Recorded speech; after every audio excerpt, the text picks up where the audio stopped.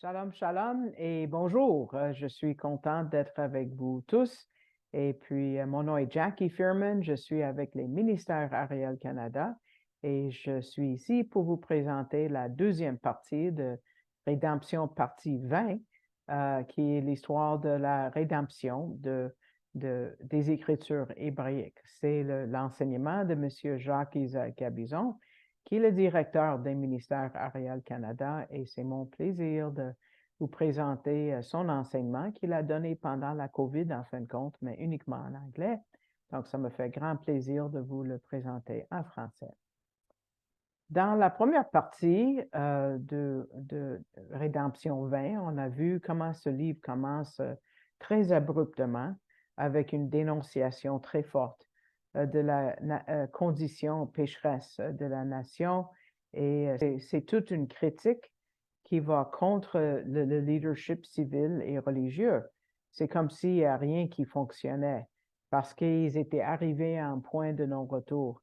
Le Seigneur a utilisé des mots comme une nation pécheresse, c'est des enfants du mal, des fils qui agissent avec corruption, et ça continue et ça continue. Et on dit, pourquoi tant de critiques, tant de blâme?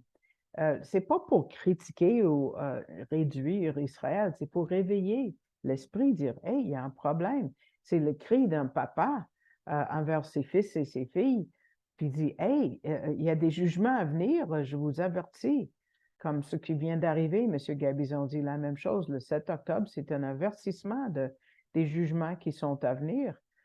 Et c'est à cause de leur péché, Ésaïe dit.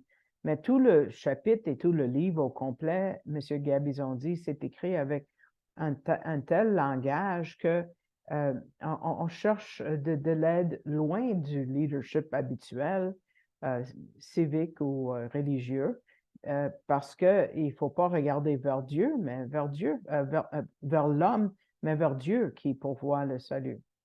Ce salut, il nous donne à travers le Messie Yeshua, qui est le fil rouge, comme on dit, le tikva, l'espoir, et ce fil va à travers le livre. Donc, avant d'entrer trop loin dans notre recherche pour le Messie dans le livre, on va regarder le lieu de Ésaïe dans l'histoire d'Israël pour mieux comprendre le livre. Je vais vous donner des graphiques, ils ne sont pas tous traduits, je vous avertis, parce qu'il y avait trop de mots à traduire avant. Mais on va voir Ésaïe dans l'histoire, d'où il sort exactement. On va voir comment Ésaïe apporte le message d'un genre de procureur de la couronne, parce que les prophètes agissaient comme ça. Qu'est-ce qu'un procureur de la couronne fait? Il fait il suit la procédure dans une cour pour le gouvernement qui va poursuivre quelqu'un qui a été en délit. Ici, le gouvernement est Dieu. Et Israël était encore une théocratie, c'est Dieu qui était en charge. Sous Dieu, oui, il y avait des rois humains, mais et la loi, c'était la loi de Moïse. C'est sûr que ce n'est pas pour nous aujourd'hui, mais il y a des points importants qui vont nous aider à comprendre un peu ce que le prophète nous amène dans le livre. Par exemple, tout de suite à la naissance de la nation, c'était quand? Les Juifs sont nés quand? Oh, c'est quoi la naissance des Juifs? C'est à l'Exode. Et dans le livre de l'Exode, Israël a été élu, comme en chapitre 19, verset 6, d'être une nation de prêtres, une prêtrise, pour amener la parole et la connaissance de Dieu à toutes les nations sur la planète. Et pour la former, Israël, à le faire, Dieu lui a donné la loi de Moïse, qui commence en chapitre 20 d'Exode. Donc, les gens seraient bien formés pour proclamer à la terre entière le message de Dieu.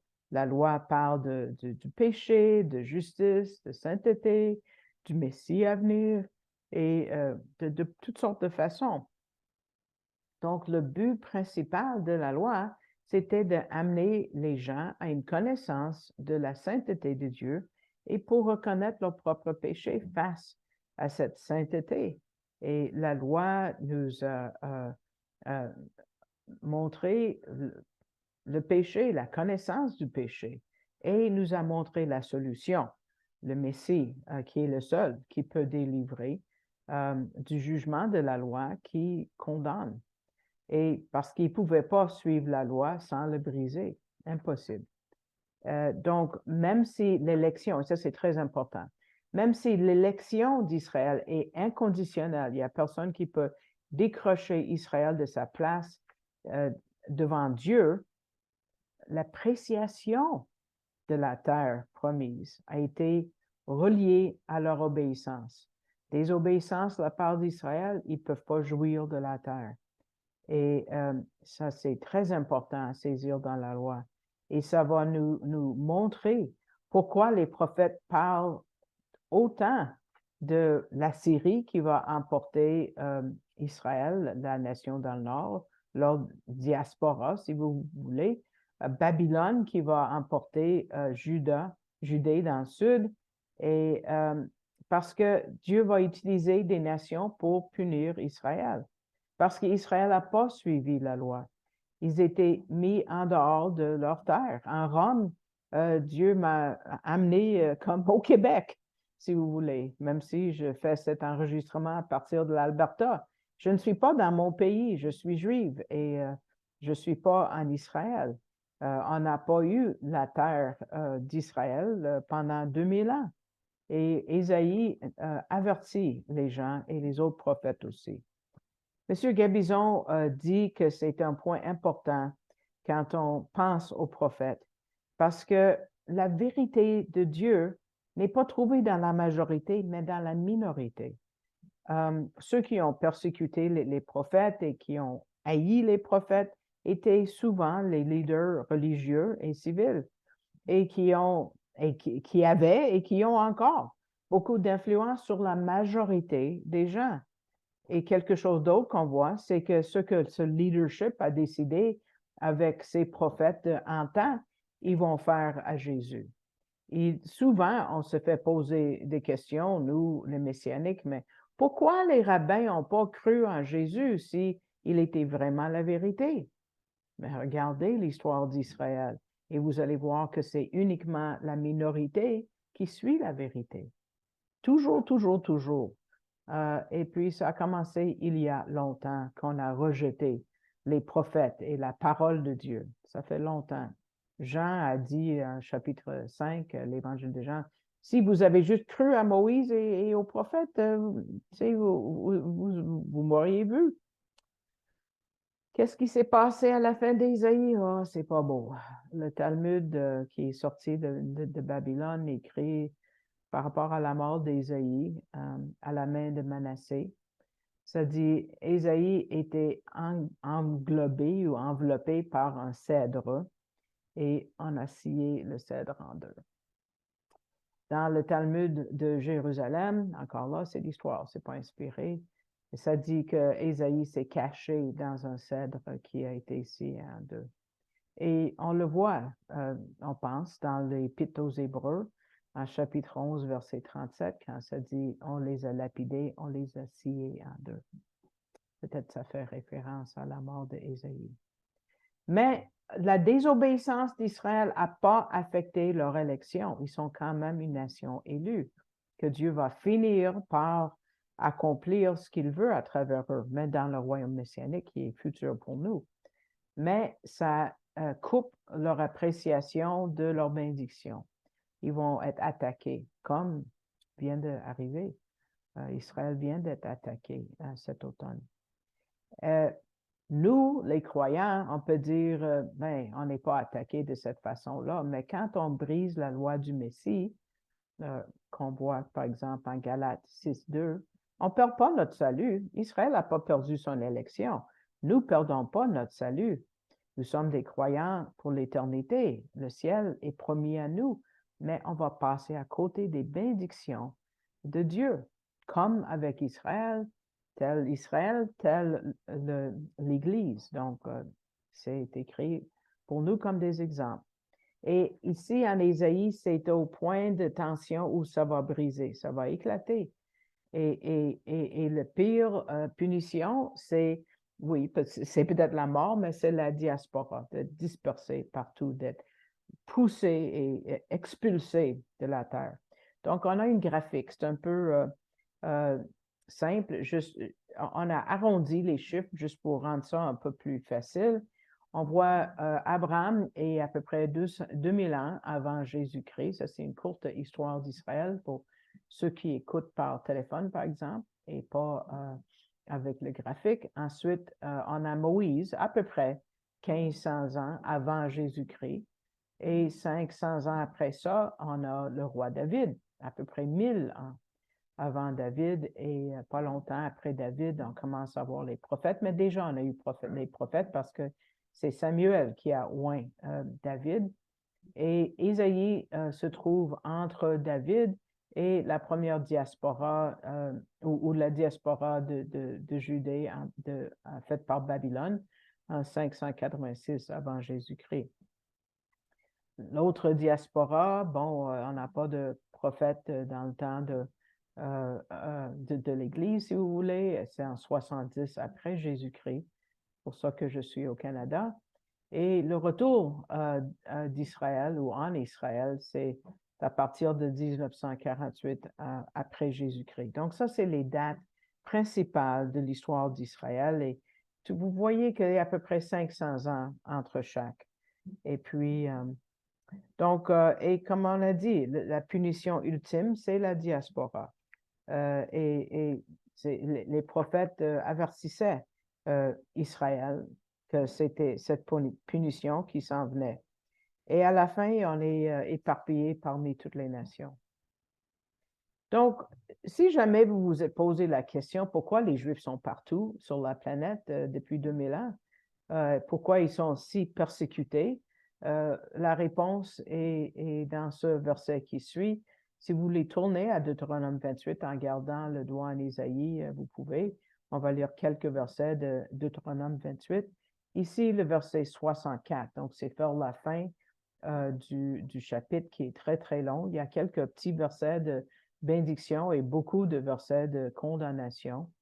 Verset 64 dit, « Et l'Éternel te dispersera parmi tous les peuples, d'un bout de la terre jusqu'à l'autre bout de la terre.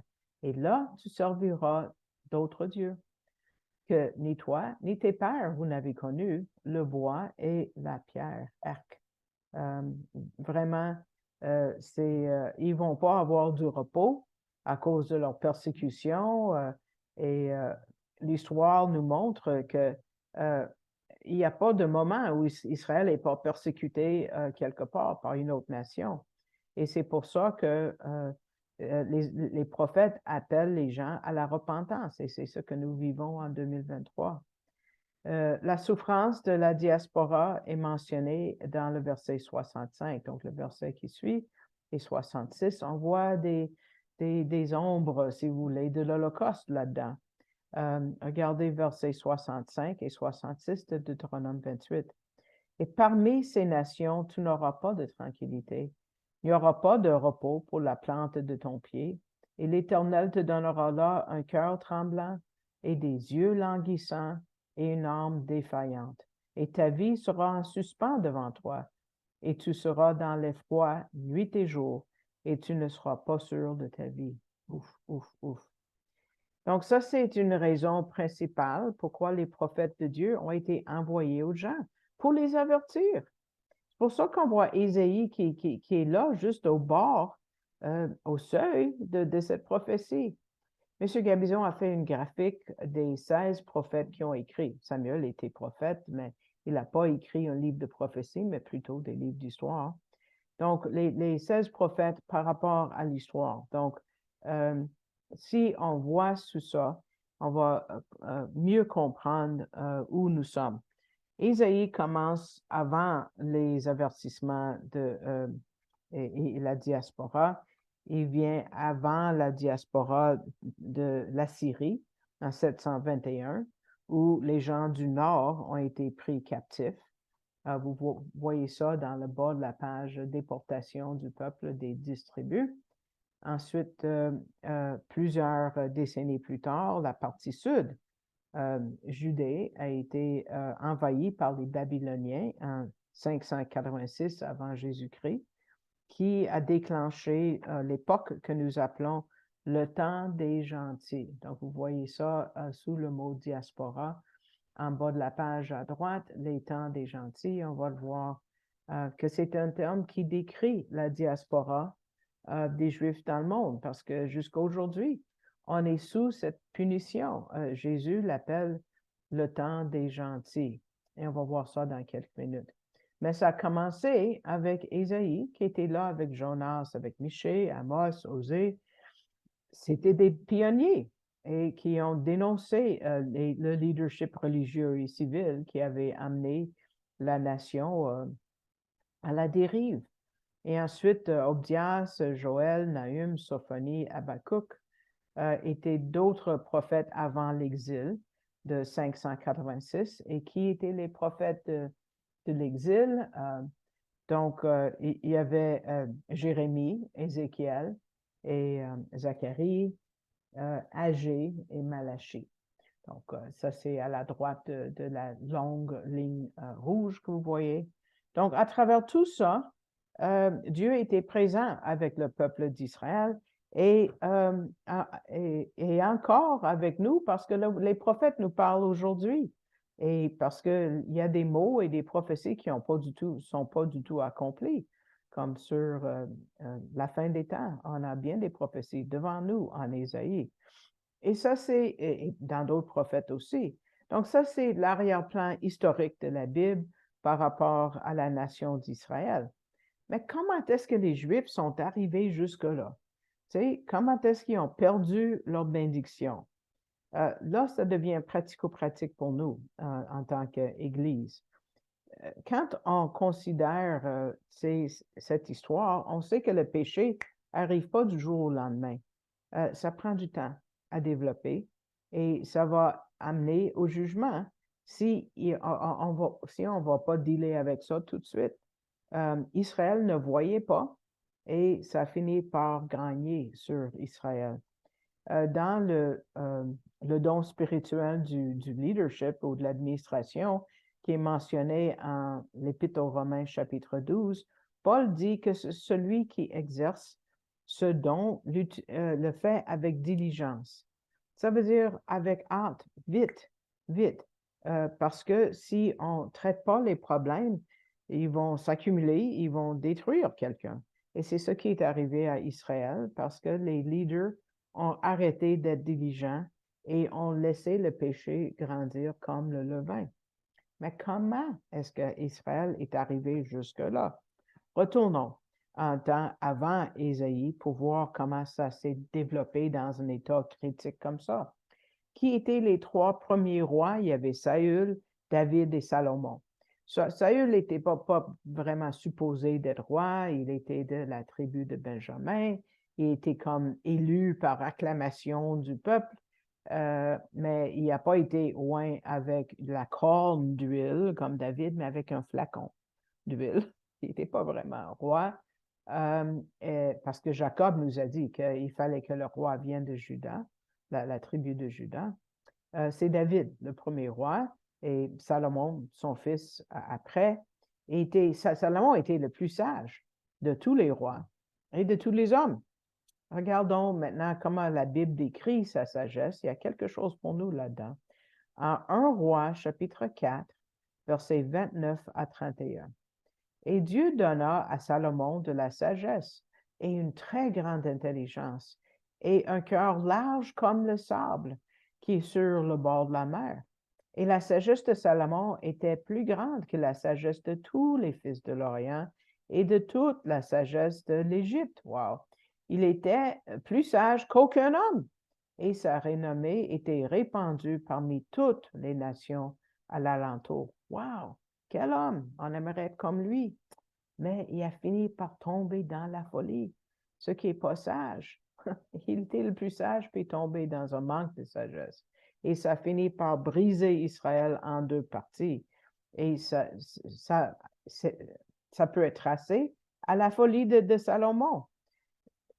Donc, si Salomon, le plus sage homme qui a déjà existé, a rendu Israël banqueroute.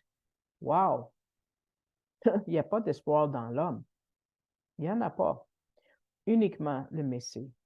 Ce que Salomon a fini par faire avec toutes ses idées de richesse et des dépenses, c'était d'amener Israël vers une banqueroute financière.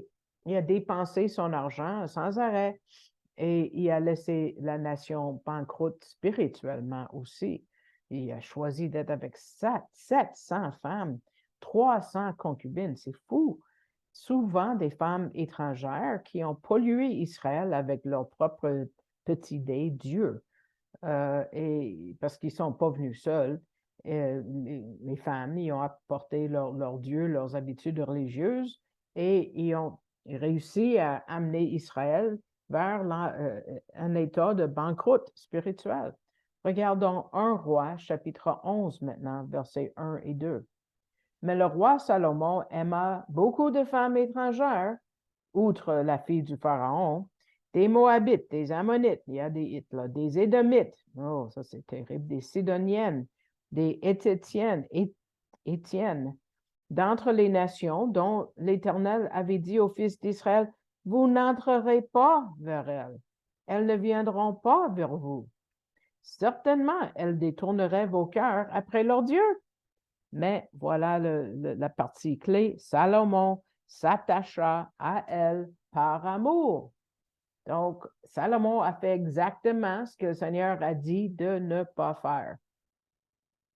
Parmi ces femmes, il y avait une Ammonite. Et Réhoboam est né à travers elle et était, lui, le prochain roi de Juda. Les Ammonites étaient contre les tribus du Nord. Vous voyez à l'écran, Ammon dans le Nord, quelle est la capitale de la Jordanie? C'est Amman, ça vient de Ammon. Hein?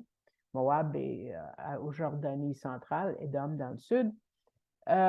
Mais les Ammonites étaient contre les tribus du Nord, parce que Ammon est dans le Nord. Hein? Donc, étant donné que Réhoboam était une descente ammonite, il y avait ce dégoût contre Israël dans le nord et ça a fini par détruire Israël, couper ça en deux territoires, le nord et le sud. Et de Réhoboam jusqu'à la diaspora, il y avait deux parties, Israël dans le nord et Juda dans le sud. Et après ça, on a la triste histoire de plusieurs rois d'Israël et le fait qu'ils ont était continuellement contre les préceptes de Dieu et ses commandes au point où les prophètes de Dieu ont dû quitter le palais et ont dû travailler de l'extérieur. Et cette désobéissance, on le voit en 1 et 2 Rois et 1 et 2 Chroniques. Donc, on peut voir dans la graphique qui est devant nous, les deux lignes, vous voyez en rouge, là, sous la ligne bleue, ben, sous toutes les dates en bleu, vous voyez les rois qui sont mentionnés. En rouge, ça c'est les rois de Juda. Israël avait deux lignes de rois, mais ce n'était pas censé d'être comme ça, avec deux, divisé en deux. C'était une dégradation. Donc, c'est juste pour nous montrer à quel point, le peuple de Dieu devait être pas sous un roi, mais sous Dieu lui-même, une théocratie, mais ça n'a pas fini comme ça. Donc, à travers Réhoboam, Israël était cassé en deux. Il n'y a pas d'unité, et quand il n'y a pas d'unité, le peuple tombe. Ça, c'est normal. Et Israël était divisé entre Israël dans le nord et Juda ou Judée dans le sud. Finalement, la diaspora avec Babylone qui a emporté le sud, Juda, Jésus a appelé ça, a donné un nom à cette période d'expulsion. Il a appelé ça le temps des gentils en Luc 21, 24. Et c'est ce que nous vivons encore aujourd'hui en 2023. Et c'est ce qui s'est passé le 7 octobre, exactement ce verset-là. Et ils tomberont, ça c'est Luc 21, 24, ils tomberont sur le tranchant de l'épée et seront menés captifs parmi toutes les nations, n'est-ce pas ce qui s'est passé? Pas toutes les nations, mais quand même à Gaza.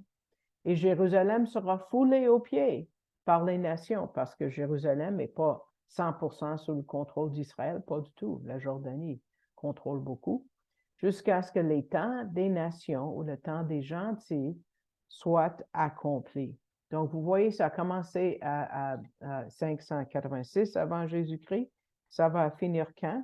À la deuxième, vous voyez, donc ça continue.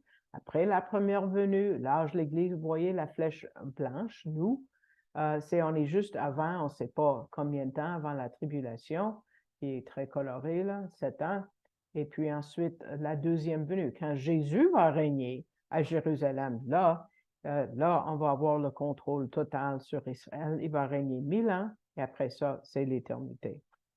Donc, c'est un temps où Israël comme nation a un voile spirituel qui couvre leurs yeux. Et nous lisons en Romains 11, Romains chapitre 11, verset 25, ça dit, car je ne veux pas, frères, que vous ignoriez ce mystère-ci, afin que vous ne soyez pas sages à vos propres yeux, qu'un endurcissement partiel est arrivé à Israël, parce que moi, tu vois, moi, je suis croyante, jusqu'à ce que la plénitude des nations ou le temps des gentils soit entré. Donc, la nation telle que nation ne va pas croire jusqu'à la fin de la tribulation, les 3 derniers jours de la tribulation. Israël va se repentir, va dire, béni soit celui qui vient au nom du Seigneur, que Jésus a dit en Matthieu 23, vous ne me verrez plus jusque vous dites cela. Ça, c'est à partir de Petra, en Jordanie du Sud, en Édom, qui vont le dire à la fin de la tribulation. Mais ça, c'est quand la nation, la repentance nationale va arriver. Mais jusque-là, les individus comme moi, comme M. Gabizon, vont croire. Il faut prier que quand même cet aveuglement est partiel et aussi temporaire. Et Dieu est fidèle à sa parole.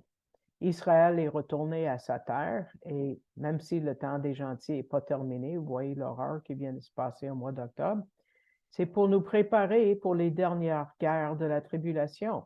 Il y en a qui croient qu'on est déjà dans la tribulation. Non, non, les prophéties nous disent que ce n'est pas le cas. Mais on est dans les derniers jours. Donc, avec ceci, on finit la deuxième partie et je vous remercie de votre écoute. J'espère que ça vous a béni. Et puis, vous pouvez vous souscrire au poste et mettre le pouce vers le haut pour augmenter notre visibilité. Je l'apprécierais. Partagez cet enseignement sur Facebook et priez pour le ministère parce qu'on a besoin de prières. Et moi, la seule façon que je vis financièrement, c'est uniquement par les dons que vous donnez. Je n'ai pas de salaire de nulle part.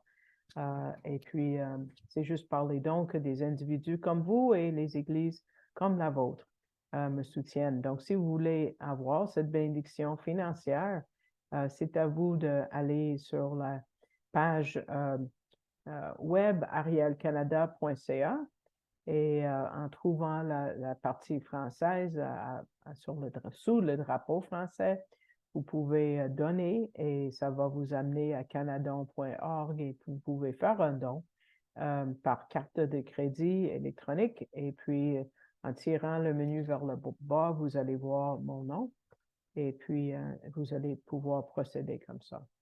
Donc, je vous remercie et puis je suis contente d'avoir été avec vous et je vous dis jusqu'à la prochaine fois. Shalom, shalom.